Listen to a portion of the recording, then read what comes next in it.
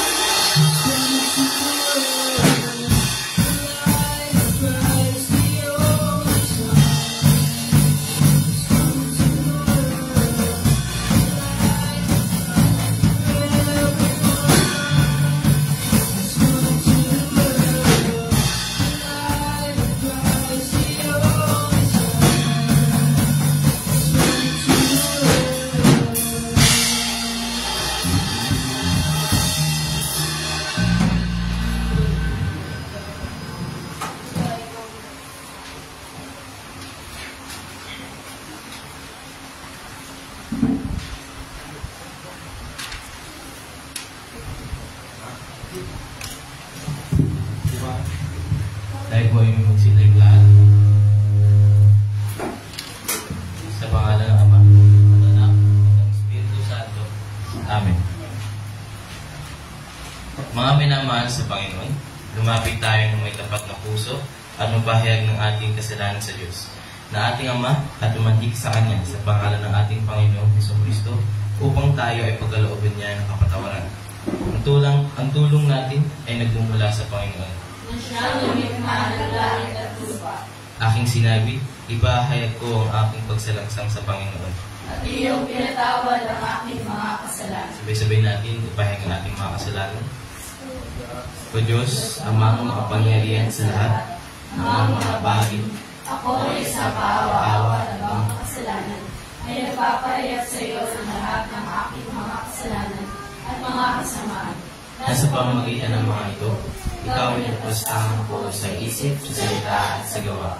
At ako'y karapat-dapat na sa kaparusahan mo sa panahon ito at sa kaparusahang walang hanggan. Ngunit po ang puso akong lumalapit at nagsisisi dahil sa mga ito. At dumadalangin ako sa iyo dahil sa walang hanggang kahambagan mo at alang-alang sa banal, walang tungis, mapapait na pagtitiis at kamatayan ng iyong iniibig na anak ni Jesucristo ay maging mahabagin at pag-iaya ka mula sa akin na isang habang makasalanan.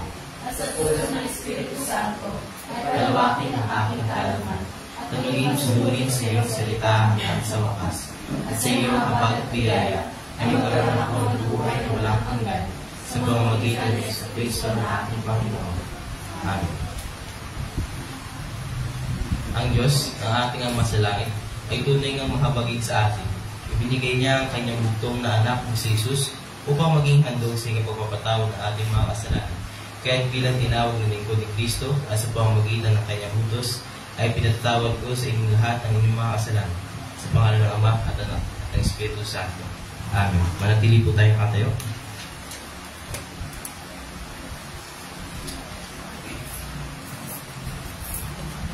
Itong si Yahweh ay aking aawitan sa kanyang kinamtang dakilang tagumpay, ang mga kabayo at kaaway sa pusod ng dagat lahat tapunan. Si Yahweh ang aking kapangyarihan at kalakasan. Siya ang sa akin nagdulot ng kaligtasan. Ang kanang kamay mo, Yahweh ang makapangyarihan. Dinudurong ito ang mga kaaway. Sa iyong katapatan, bayan mong tinubos ay inakay. Tungo sa lupang banal, sila ay iyong pinatnubayan. Sila'y dadalhin mo, Yahweh, sa sarili mong bundok, sa dakong pinili mo upang maging iyong lubos. Doon sa santuaryong ikaw ang nagtayo at tumapos. Ikaw, Yahweh, ay maghahari magpakailanman. Sabay-sabay po natin awitin ang luwalhati sa Ama. Luwalhati sa Ama at sa Anak at sa Espiritu, kung paano noong una, ngayon magpakailanman, walang hanggan. Amen. Panginoon, Mabag ka sa amin, Kristo, mabag ka sa amin. Panginoon, mabag ka sa amin. Papuri sa Diyos sa kaitaasan, at sa lupa'y kapayapaan sa mga taong kinalulugdan niya. Pinupuri ka namin, sinasamba ka namin, niluluwalhati ka namin, pinasasalamatan ka namin dahil sa iyo kalwalhatian. O Panginoong Diyos, Hari ng kalangitan, Diyos sa mga makapangyarihan sa lahat. O Panginoong Diyos, buktong na anak, Yeso Kristo. O Panginoong Diyos, Kordero ng Diyos, anak ng Ama, na nagalis sa kasalanan ng sanlibutan,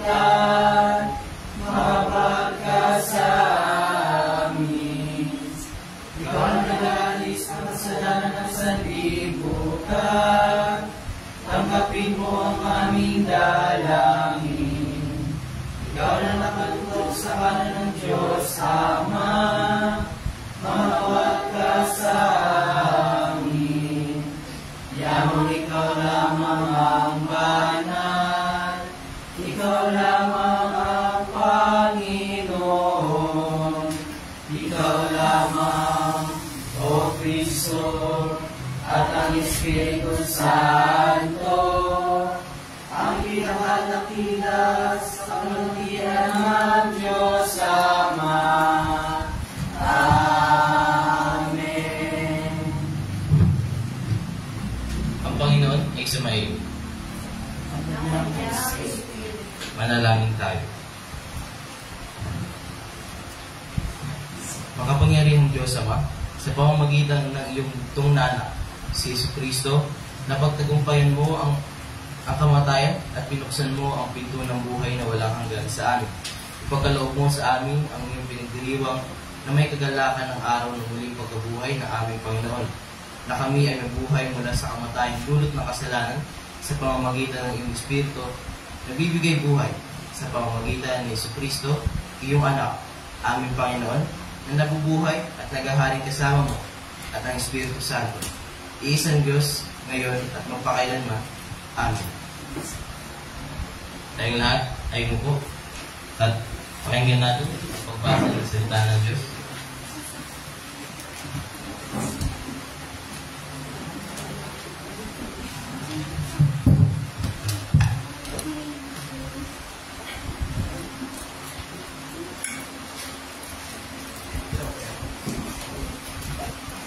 Ang unang pagbasa para sa linggong ito ay ang aklat ng Isaiah, chapter 65, verse 17. At ganito ang sinasabi, bagong langit at lupa. Ang sabi ni Yahweh, ako ay lilikha ng isang bagong lupa at bagong langit. Ang mga bakas ng nakaraan ay ganap ng malilimutan. Kaya naman kayo dapat na magalang sa aking ginawa. Ang Jerusalem na aking nilikha ay mapupuno ng saya at magiging masaya ang kanyang mamamayan. Ako mismo ay magagalak dahil sa Jerusalem at sa kanyang mamamayan. Doon wala ng pagtangis o panaghingan. Ang mga sanggol ay hindi na mamamatay. Lahat ng titira roon ay mabubuhay ng matagal. Ituturing pa rin na isang kabataan ang taong sandatan taon na. At ang hindi umabot sa gulang na ito ay ituturing na isinagba. Magtatayo sila ng mga tahanang kanilang titirahan. Magtatanim sila ng ubas at sila rin ang aanin. Hindi tulad ng una, sa bahay ginawa ibang tumira. Sa tanim na halaman ibang nakinama. Tulad ng punong kahoy, hahaba ang buhay ng aking mga hinang. Lubos nilang papakinabangan ang kanilang pinagpaguhan. Anumang gawain paghirapan nila ay tiyak na magbubunga. At hindi magdaranas ng mga sakuna ang mga anak nila. Pagpapalain ko ang lahi nila at maging ang mga susunod pa. Ang dalangin nila kahit hindi pa tapos ay aking dinigin. At ibibigay ko ang kanilang mga hinihiling. Dito ay magsasalong para magkapatid ang asing gubat at tupa. Ang leon ay kakain ng damo tulad ng baka. At ang aas naman na pagkain ay alabong kahit kapakan mo hindi ko manamangka. Magiging panatag at wala nang masama sa banal na bundok. Sa bundok ng Zion ay walang makakapinsala o anumang masama. Ito ang salita ng Diyos. Ang ikalawang pagbasa naman ay ang unang sulat ni Pablo sa mga taga-Corinto, chapter 15, verse 19. Ganito ang sinasabi, kung ang pag-asa natin kay Kristo ay para lamang sa buhay na ito, tayo na pinakawawa sa lahat ng tao. Ngunit sa katunayan, si Kristo ay muling binuhay at ito'y katibayan na muli ngang bubuhayin ng mga patay. Kung paano dumating ang kamatayan sa pamamagitan ng isang tao, gayon naman dumating ang muling pagkabuhay sa pamamagitan ng isang tao. Sapagkat kung paano namamatay ang lahat, dahil sa kanilang kaugnayan kay Adan, gayon din naman mabubuhay ang lahat dahil sa kanilang kaugnayan kay Kristo. Ngunit ang bawat isa ay may kanya-kanyang takdang panahon. Si Kristo ang pinakauna sa lahat. Pagkatapos, ang mga kay Kristo sa panahon ng pagpaliguan. At darating ang wakas kapag naibigay na ni Kristo ang kalihan sa Diyos Pagkatapos niyang malupig ang lahat ng paghahari, pamala at kapangyarihan. Sapagkat si Kristo dapat maghari hanggang sa malupig na at lubusang mapasukong ang kanyang mga kaaway. Ang kahuli-huli ang kaaway ng kanyang lulupigin ay ang kamatayan. Ito ang salita ng Panginoon. Tayo tumayo lahat para sa pagbasa ng magandang.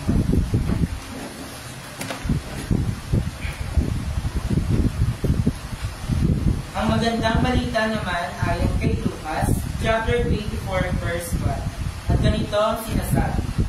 Ang muling pagkabuhay ni Jesus. Maagang-maaga pa ng araw ng linggo, ang mga babae ay nagbabalik sa libingan, dala mga pabangong inuta nila. Nang dumating sila doon, nakita nilang naigulong na ang batong nakatakip sa libingan. Ngunit nung pumasok sila, wala raw ng bangkay ng Panginoong Jesus. Samantalang nagtaka sila kung ano ang mangyayari. Biglang lumitaw sa tabi nila ang dalawang lalaki na kasilaw ang damit. Dahil sa matinding takot, sila'y nagpatiraka. Tinanong sila ng mga lalaki, bakit ninyo hinahanap ang buhay sa lugar ng mga patay? Wala siya rito, siya'y muling nabuhay. Alalahanin ninyo ang sinasabi niya sa inyo noong nasa Galilea pa siya. Ang anak ng tao ay kailangang ipakanulo sa mga makasalanan at ipako sa krus, at sa ikatlong araw ay muling mabubuhay. Naalala nga ng mga babae ang mga sinabi ni Jesus ng una. Kaya tumuwi sila at isinalaysay nila sa labing-isa at sa iba pa nilang kasamahan. Ang buong pangyayari. Ang mga babae ito ay sina Maria, Maria Magdalena, Juana at Maria na ina ni Santiago. Sila at ang iba pang mga babae kasama nila ay nagbalita sa mga apostol. Akala ng mga apostol ay kaibaman lamang ang kanilang sinasabi, kaya ayaw nilang paniwalaan ang mga kapapalitan. Ngunit tumayo si Pedro at tatakbong nagpunta sa libingan. Yumuko siya at pagtingin sa loob ay wala siyang nakita kundi ang mga telang lino na pinambalot kay Jesus, kaya tumuwi siyang nagtataka sa mga. Ito ang magandang balita. Manatili po tayo nakatayo at sabay-sabay natin payag ang mananampalataya, ang blessed faith.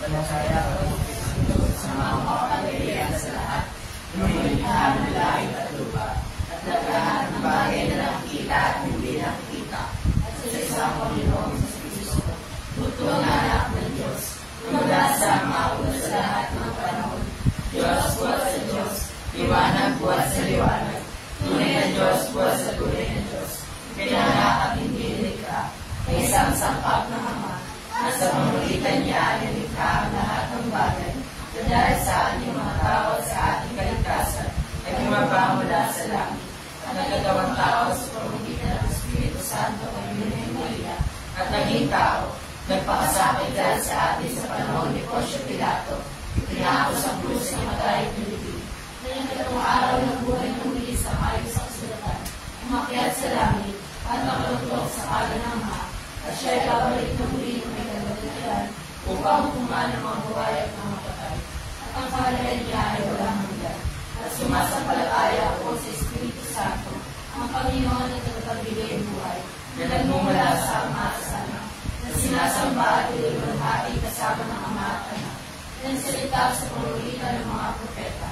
At sumasampalataya ako sa isang banal, Kristiyanong Apostolikang Iglesia, naniniwala ako sa isang linya, sa iyong pagkakatawad ng mga kasalanan, at umaasa ako sa pagkabuhay ng muli ng mga patay, at sa buhay ng panahong darating. Amen.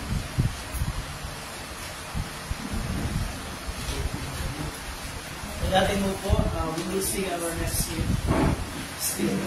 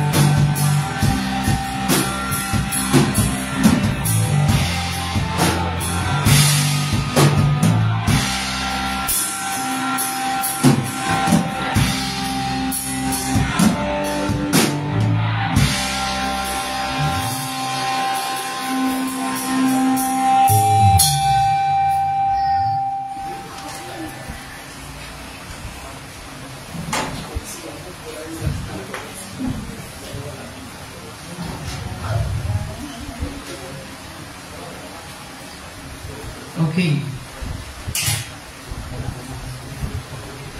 Wala tayong Sunday school ngayon. Wala kayong picture. Okay, good morning everyone. Magandang umaga, happy Easter. And tuwing Easter, meron tayong standard greetings all over the Christian world. At ito yung, ako kung tatandaan nyo, sabihin ko, pag may sumagot, tatandaan niyo. Christ is risen? Okay, very good. Mas malakas pa. Christ is risen? He is risen. He is risen indeed. One more time, mas malakas. Christ is risen? He is risen. Indeed. Okay. Risen indeed. Okay. Bakit tayo naniniwala o nananampalataya na ang ating Panginoong Jesus ay muling nabuhay?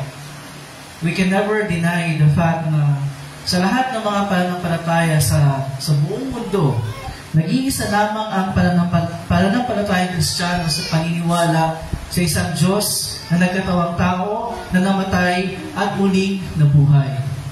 Walang sino mang relihiyon sa buong mundo, walang sino mang religious leader and founder sa buong mundo ang pwedeng mag-claim nung ginawa ng ating Panginoong Jesus. Walang sino mang religious leader sa buong mundo ang pwedeng mag-claim na siya ay Diyos na nagkatawang tao na namatay at muling nabuhay. Ang lahat ng mga tagapagtatag ng relihiyon, ng iba't ibang relihiyon sa mundo, ay pawang mga deads na. Makikita niyo yung kanilang libingan, pero ang ating Panginoong Jesus walang libingan dahil hindi siya nanatiling patay, hindi siya ay muling nabuhay. At kaya umagang ito ay ating titingnan ano ba yung mga evidences ng muling pagkabuhay ng ating Panginoon. At sa ating pagtalakay nito, hindi tayo lalayo, hindi tayo lalabas sa Ebanghelyo o sa mabuting balita na binasa ni Andrew kanina sa Lucas chapter 24 mula sa verse 1. Muli ko itong babasahin para ma-refresh yung ating mga memory. Sinabi doon, maaga-maaga pa ng araw ng linggo, ang mga babae ay nagbalik sa libingan, dala ang mga pabangong inihanda nila. Nang dumating sila doon, nakita nilang naigulong na ang batong nakatakip sa libingan. Ngunit, nang pumasok sila, wala roon ang bangkay ng Panginoong Jesus. Samantalang nagtataka sila kung ano ang nangyari, biglang lumitaw sa tabi nila ang dalawang lalaki nakakasilaw ang damit. Dahil sa matinding takot, sila ay nagpatira pa. Tinanong sila ng mga lalaki, bakit ninyo hinahanap ang buhay sa lugar ng mga patay? Wala siya rito. Siya ay muling nabuhay. Alalahanin ninyo ang sinabi niya sa inyo noong nasa Galilea pa siya. Ang anak ng tao ay kailangang ipagkanulo sa mga makasalanan at ipako sa krus at sa ikatlong araw ay muling mabubuhay. Naalala na nga ng mga babae ang mga sinabi ni Jesus noong una. Kaya't umuwi sila at isinilaysay nila sa 11 at sa iba pa nilang kasamahan ang buong pangyayari. Ang mga babae ito ay sina Maria Magdalena, Juana at Maria na ina ni Santiago. Sila at ang iba pang mga babaeng kasama nila ang nagbalita sa mga apostol. Akala ng mga apostol ay kahibangan lamang ang kanilang sinasabi, kaya ayaw nilang paniwalaan ang mga kababaihan.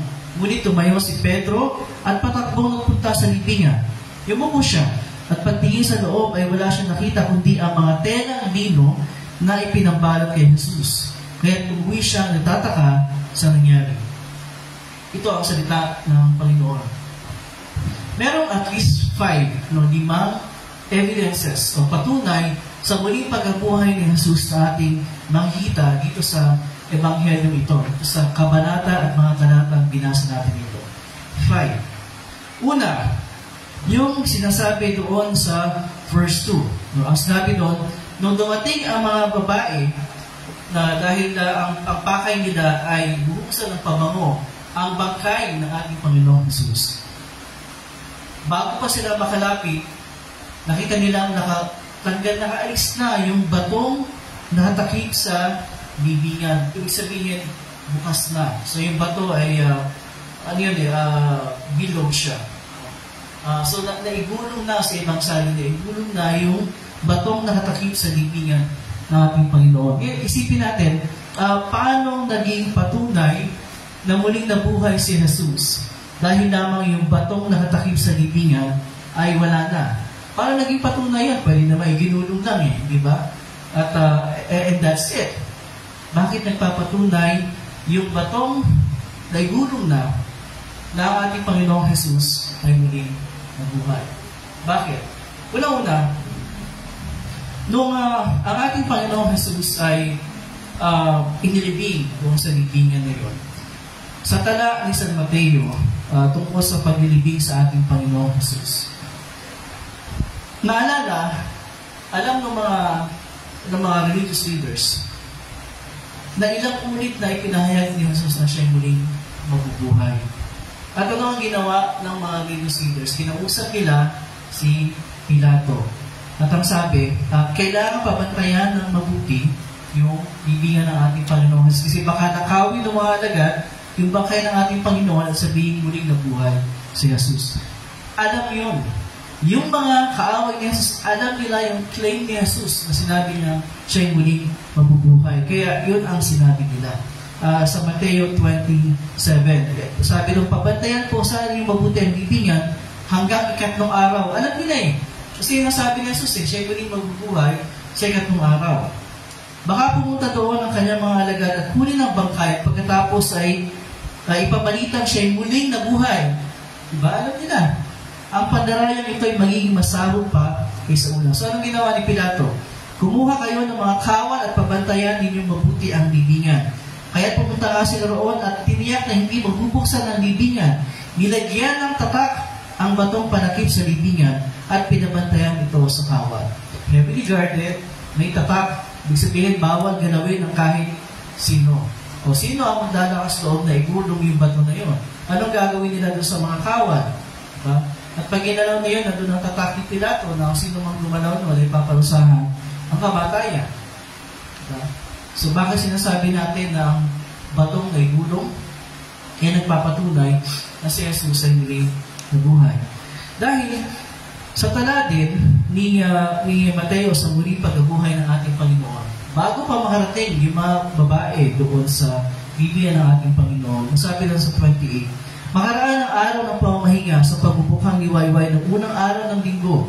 Pumunta si Maria Magdalena at isa pang Maria sa libingan ni Jesus upang tingnan ito. Biglang lumindol ng malakas sapagkat mula sa langit ay bumaba ang isang anghel ng Panginoon. Iginulong nito ang batong nakatakip sa libingan at umupo sa ibabaw niyon. So bakit bukas ang libingan ng ating Panginoon? Dahil sa mga alagad, ninakaw ba nila ang bangkay ng Panginoon? Hindi. Ang bato ay iginulong ng anghel ng Panginoon. Alam niyo ba kung gaano kabigat yung bato na nakatakip sa libingan ng Panginoon? Ito ay nasa kulang-kulang 2,000 kilo ang bigat. 2,000 kilo ang bigat. Kaya ba naman babae igulong yun? Hindi. Diba? So, yung teorya na baka ninakaw, baka sila yung nagbukas ay hindi totoo. Sapagkat pinapatunayan ng Biblia, kaya nakabukas ang libingan ng Panginoon ay sapagkat iginulong yun ang anghel ng Panginoon. At bakit iginulong? Para patunayan na walang laman ng libingan ni Jesus. Para patunayan na si Jesus ay muling nabuhay. So yun ang unang katunayan doon sa Ebanghelyo na si Jesus ay muling nabuhay. Ang libingan ay mabukas na. Ang ikalawang patunay na si Jesus ay muling nabuhay batay doon sa talata na ating tinatalakay ay nandoon sa verse 3. Sabi doon, ngunit nang pumasok sila, yung mga kababaihan, sino-sino ba yung mga kababaihan pumasok doon? Si Maria Magdalena, si Juana, si Maria na ina ni Santiago, sino pa? At iba pang mga babaeng kasama nila. So, hindi lang sila tatlo. Marami sila. Pero yung tatlo lang ang binanggit ang pangalan. Sabi doon, nung pumasok sila, talagang nabukas di ba? So, pumasok sila, ano nakita nila? Nakita ba nila yung bangkay ng Panginoon? Ano nakita nila? Wala roon ang bangkay ng Panginoong Jesus. So, yun. Wala ang bangkay ng ating Panginoong Jesus. doon sa libingan. So yun ay ikalawang papatunay na si Jesus ay muling nabuhay sapagkat wala doon ang bangkay ng ating Panginoon. Again, maaaring isipin ng iba, hindi man ibig sabihin na wala ang bangkay doon, yung muling nabuhay. Paano ako kinuha? Sabi natin kanina, imposible yun. Kasi walang pwedeng magbukas ng libingan dahil yun ay gwardyado ng mga kawal at may tapak. Yung pinatong bawal galawin. So, nagtatalakayan natin ngayon. Yun kanina. The reason why wala ang bangkay ni Jesus doon ay sapagkat siya ay muling nabuhay. Yun ang ikatlong patunay na si Jesus ay muling nabuhay mula sa Ebanghelyo. Sapagkat nung sabi doon sa talata, nagtataka yung mga kababaihan kung ano nangyari. Wala yung nakita nila yung nilibing ang Panginoon, nakita nila nilagay doon ang bangkay ng ating Panginoon. So nasaan na yung bangkay ng ating Panginoon? And then verse 4 tells us, samantala nagtataka sila kung ano nangyari, biglang lumitaw sa tabi nila ang dalawang lalaki nakakasilaw ang damit. Dahil sa matinding takot, sila ay nagpatirapa. Alam niyo ba yung sabihin nagpatirapa? Nagbaw sila, lumuhod sila. Nagbaw sila, tumulod sila. Doon sa dalawang lalaki. Yung dalawang lalaki na yun ay ano yun? Mga anghel ng Panginoon. Diba mula doon sa Mateo, nakita natin kanina. Anghel ng Panginoon. At to continue, sabi doon, pero sila ng mga lalaki, bakit nyo hinahanap ang buhay sa lugar ng mga patay? Wala siya dito. Siya'y muling nabuhay. Yung mga salita ng mga anghel ng Panginoon ay direkta at malinaw. Bakit bukas ang libingan? Bakit wala ang bangkay ng Panginoon doon? Sapagkat siya'y muling nabuhay. Ang sabi ng mga anghel, bakit nyo hinahanap ang buhay sa gitna ng mga patay? Wala siya dito, siya'y muling nabuhay. Napakalinaw nun. At pag sinabi natin muling nabuhay, again, we would like to emphasize this. Pag sinabi natin muling nabuhay, yung katawang inilibing, yung katawang namatay, inilibing, doon sa libingan, ay muling bumangon. Yun ang ibig sabihin ng muling nabuhay. Kasi may mga nagtuturo na ang ibig sabihin daw ng muling nabuhay, hindi naman talaga nabuhay yung katawan, nabuhay siya ayon sa Espiritu. Bilang Espiritu, hindi gano'n. Malinaw dito sinasabi na hindi gano'n na nangyari. Siya ay muling nabuhay. Yung kanyang katawang inilibing, namatay at nilibing, ay muling nabuhay. That explains why wala doon ang bangkay ng ating Panginoon. Malinaw ha? Malinaw yun. Hindi yun ine-expect ng mga babae. Ine-expect ba nila yun? Hindi, kasi ang pakay nila, buhusan ng pabango, yung bangkay ng Panginoon. Yun ang pakay nila eh. They were not expecting na makita yung ganong sitwasyon na wala doon ang bangkay, tapos may anghel ng Panginoon magsasabing siya'y muling nabuhay. So, imposibleng nilikha lang nila, inimbento nila yung kwento ng muling pagnabuhay ng ating Panginoon. Third reason, ika-apat na patunay na si Jesus ay muling nabuhay. Nang banggitin ng mga anghel ng Panginoon yung mga salitang iyon sa mga babae, ininagdag pa nila ang sabi ng mga anghel sa kanila. Alalahanin ninyo ang sinabi niya sa inyo noong nasa Galilea pa siya. Ang anak ng tao ay kailangang ipagkano sa mga makasalanan at ipako sa krus at sa ikatlong araw ay muling mabubuhay. Naalala nga ng mga babae ang mga sinabi noon ni Jesus sa kanila. Kaya umuwi sila at isinaysay sa 11 sa iba pa nilang kasamahan ang buong pangyayari. Ika-apat na patunay ng muling pagkabuhay ni Jesus, yung kanya mismo salita. Ang mga salita mismo ni Jesus ay nagpapatunay ng muling pagkabuhay. Bakit? Dahil sinabi niya yun bago pa mangyari ang lahat. Ilang ulit nang sinabi sa kanyang mga alagad na ang anak ng tao ay kailangan ipagkanulo sa mga makasalanan, siya'y mamamatay, pero sa ikatlong araw, siya'y muling mabubuhay. Ang salita mismo ni Jesus ay nagpapatunay ng kanyang muling pagkabuhay. Bakit? Nagpapatunay nga ng muling pagkabuhay. Kasi nga nangyari, di ba? Wala nga eh. Nangyari nga. Yun nga, ipinapaalala ng anghel sa kanila na ang salita ng Panginoon mismo ay nagpapatunay na siya ay muling nabuhay. Yun ang pang-apat. Panglima, Ang panlima ay yung nandun sa verse 12. Hindi ba yung mga babae, agad silang tumakbo, pumunta sila doon sa mga alagad, ibinalita ang pangyayari. Ano ang reaksyon ng mga alagad doon sa binalita nila? Si Jesus ay muling nabuhay, nakita namin. Wala ang bangkay niya doon. Sinabi ng amen ng Panginoon dito at ganyan. Ano ang reaksyon ng mga alagad? Sila ba ay nag-celebrate? Tuwang-tuwa pa sila na, tara na, diba? Nabuhay na ang ating Panginoon. Ayos sa kanyang sinabi, yun ba ang kanilang reaksyon? Hindi. Ang sabi nga doon, inisip nilang kahibangan yung sinabi ng mga babae. Hindi nila inaasa, hindi sila naniniwala na si Jesus ay muling mabubuhay. Kaya mabuti pa yung mga kaaway ni Jesus, naniniwala sila. Diba? Concern sila na baka mangyari nga. Diba? Kaya pinabantayan yung libingan. Pero mismo yung alagad, hindi sila naniniwala eh. Ano ginawa ng isa sa mga alagad, si Pedro? Pumunta siya doon sa libingan ng ating Panginoon, patakbong pumunta, at ano nakita na doon sa libingan ng Panginoon?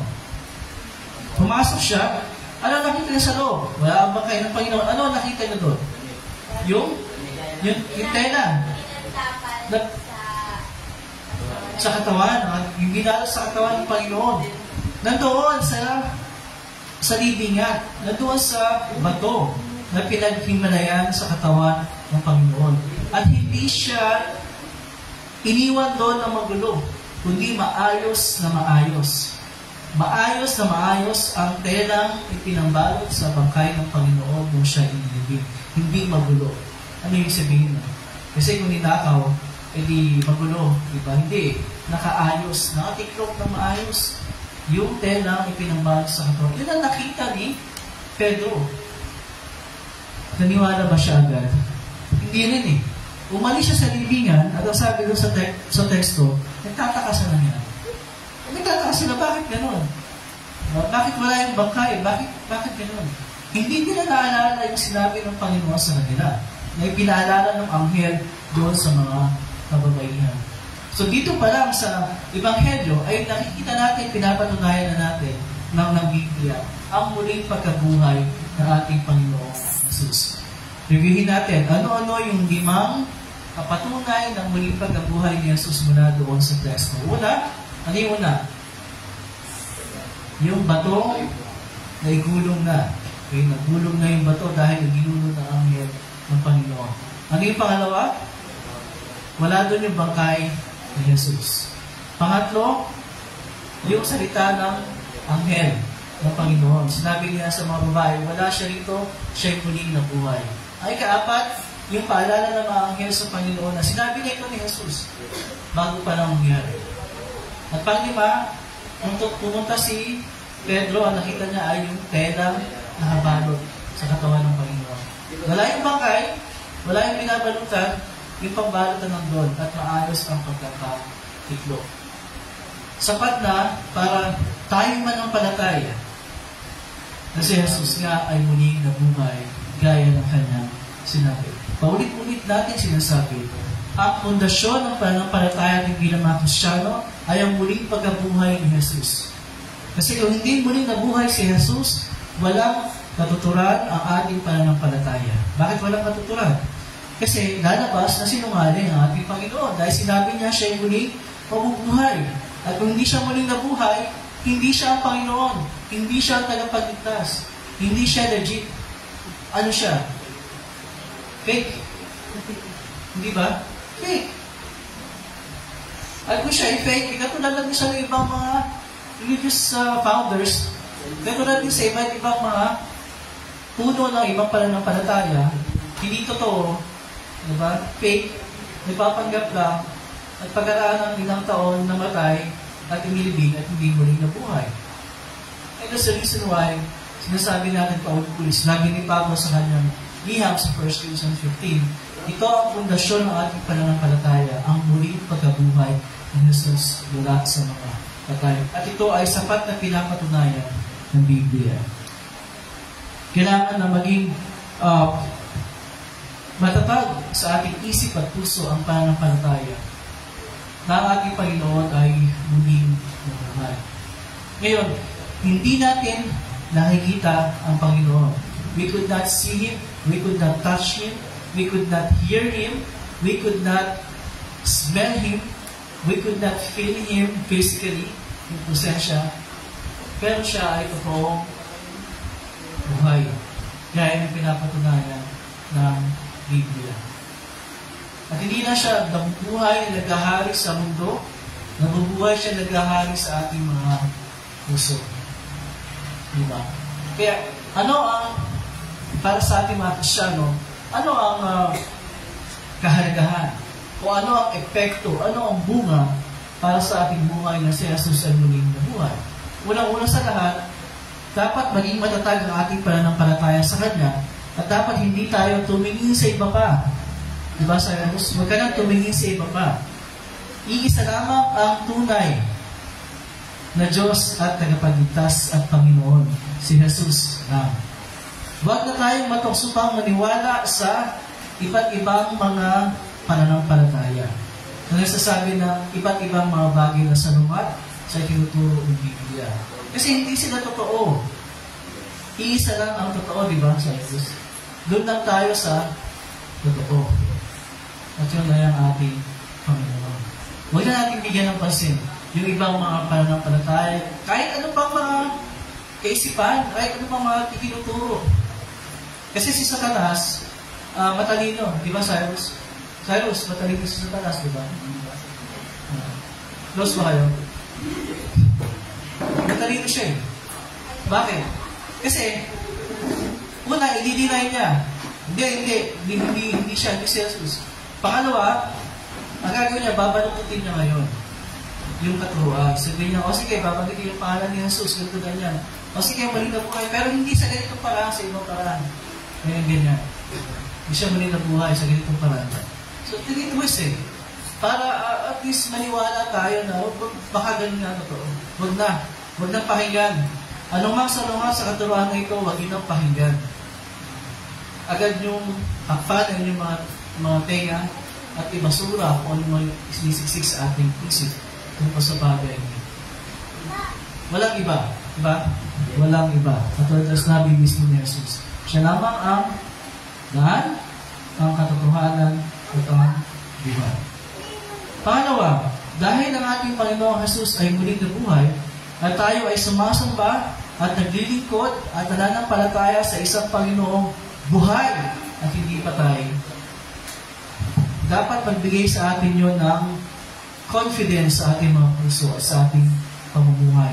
Na regardless kung ano pa man ang mangyari sa paligid natin, sa mundo natin, sa buhay natin, alam natin na ang ating Panginoon ay naririyan para sa atin at makakatubos siya sa lahat ng ating mga karaingan, sa ating mga pangangailangan ayon sa kanyang kalooban dahil siya ay buhay. Hindi siya patay. Ano silbing manalangin sa Diyos? Ano silbing manalangin sa Panginoon kung siya naman ay patay? Diba? Ano silbing iasa at ipagkatiwala ang buhay sa Kanya kung siya naman pala ay patay? Walang silbi. Pero dahil siya ay buhay, may silbi. At dapat gawin natin yun.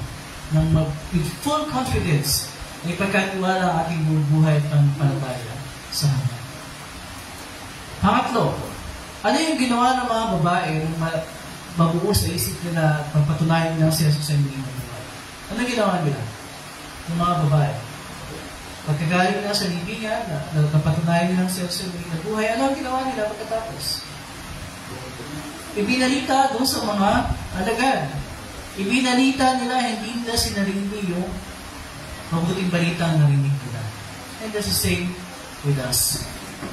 Kaya nga, yung ating favorite na song for Christmas, ano yun? Ano yung favorite song natin for Christmas? Go Tell It on the Mountain. Diba? Ano daw? Ha? Taga dito ka ba? Go Tell It on the Mountain. So, tayo bilang mga Kristiyano, alam natin ang katotohanan ng ating pinanampalataya. Gaya ng mga babae, ang dapat natin gawin ay balita din sa iba. Sabihin sa iba na tayo ay sumasamba sa isang Panginoon at Diyos na nagdusat namatay pero muling nabuhay. Bakit? Kasi nga, yung kanyang muling pagbubuhay ay nagpapatunay na ang ating mga kasalanan ay talagang nabayaran na niya ng lubusan ang lahat ng ating mga kasalanan. Alam na, meron akong narinig na turo na nakakatawa. Ang sabi ng turo, narinig ko na nakakatawa, kung muling nabuhay daw si Jesus, at yung kanyang kamatayan ay kabayaran sa kasalanan natin, ibig sabihin daw, binawi yung bayad. May narinig mo yun? May ganon eh. May ganon mga pagtuturo. Every Saturday, kumakalat sila kung saan. Nakadamit na maayos. Tinuturo nila na kung nabuhay daw si Jesus, di binawi yung bayad. Kasi yung kabayaran niya sa kanyang, sa ating kasalanan, yung kanyang kamatayan eh. Sabi nila, binawi yung rason, binawi yung bayad, kasi muling nabuhay. Yun ang tinuturo nila. Ano masasabi natin? Binawi ba? Yung ba pagkabuhay ni Jesus ay nagpapakita binawi? Yung bayad? Hindi binawi. Nabayaran na nga sa kanyang kamatayan, hindi ba? Kaya ano yung ika-anim na wika ni Jesus sa krus? It is finished. Naganap na. Tapos na eh. Nabayaran na niya. Bayad na.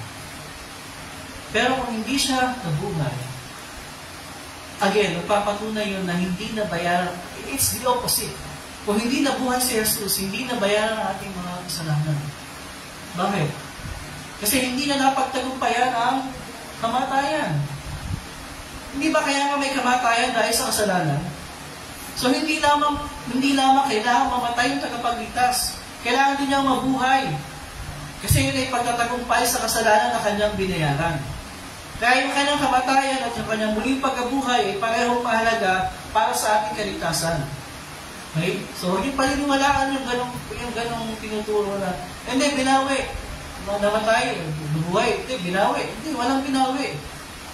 In fact, yun nga ay to confirm, nagpapakita, nagpapatunay na tinanggap ng Diyos Ama ang sakripisyo ni Jesus doon sa krus.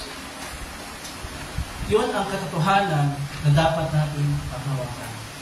Siya'y namatay para sa ating kasalanan, siya'y muling nabuhay para sa ating kaligtasan. Magkasama yun. Hindi yun pwedeng paghiwalayin. Yung kanyang kamatayan at yung kanyang muling pagkabuhay. Parehong mahalaga para sa ating kaligtasan. Kaya tayo, let's be confident of our faith, of what we believe. Huwag tayo magpadala sa anumang narinig natin. Sa halip, tayo pa mas naging masigasig na ibalita sa kanila. Ito ang katotohanan na dapat natin panapalatayanan at dapat natin ipamuhay bilang mga Kristiyano sa mundo ito. Punong-puno na kasamaan at kadiliman. Di ba? Tama ba ako sa alos? Yes. Yun. Ang liwanag ni Kristo na muling nabuhay, ang siyang kapangyarihang mag-aalis at magbibigay ng liwanag sa kasamaan at sa kasalanan at sa lahat ng mga evil things na nangyayari sa ating mundo. So, be confident of your faith. Sabi ng mensahe. Be confident of your faith, of what you believe.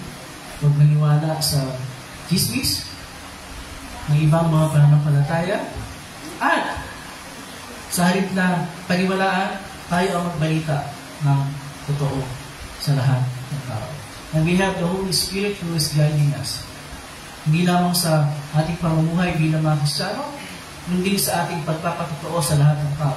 Ang ating sinasamba at pinapanampalatayan at pinaglilingkuran ng Diyos ay ang Diyos na nagdusa at namatay at muling nabuhay.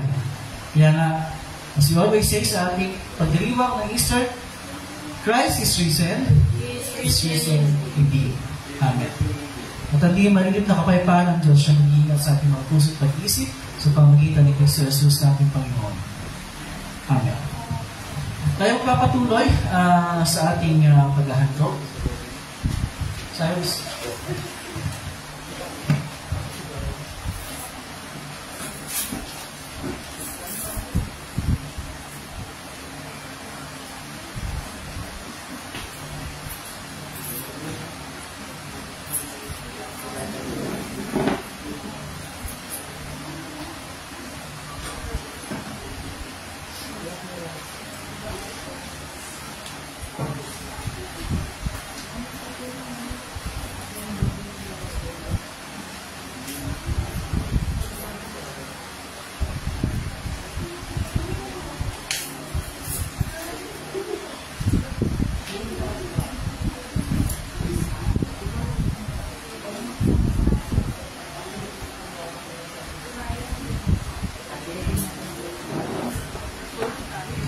Okay, meron pa kayo gusto isama sa prayers natin?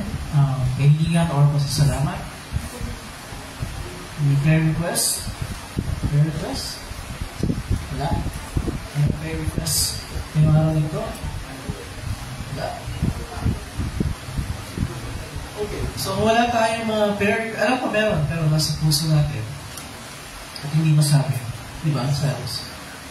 But we will all bring to the Lord in prayer lahat ng ating mga nahihingan, whether nasabi natin or nakatayo lang sa puso natin. Okay? Tayo mo ko at tayo ay manalangin. Diyos Ama, mga Panginoon sa lahat, sa araw na ito namin mo pinagdiriwang ang muling pagkabuhay ng iyong butong na anak na si Jesus na aming Panginoon at Tagapagligtas. Bigyan niyo po kami ng matatag na pananampalataya upang sa gitna ng sabo-saring mga kaisipan at mga katuwang aming narinig, manatili kami matatag sa pananampalataya namin na iisa lamang ang aming Panginoon at Tagapagligtas at yun ay aming Panginoon Jesus. Tulungan niyo po kami na sa aming pamumuhay araw-araw ay magibabaw ang kapangyarihan ng muling pagkabuhay ni Jesus.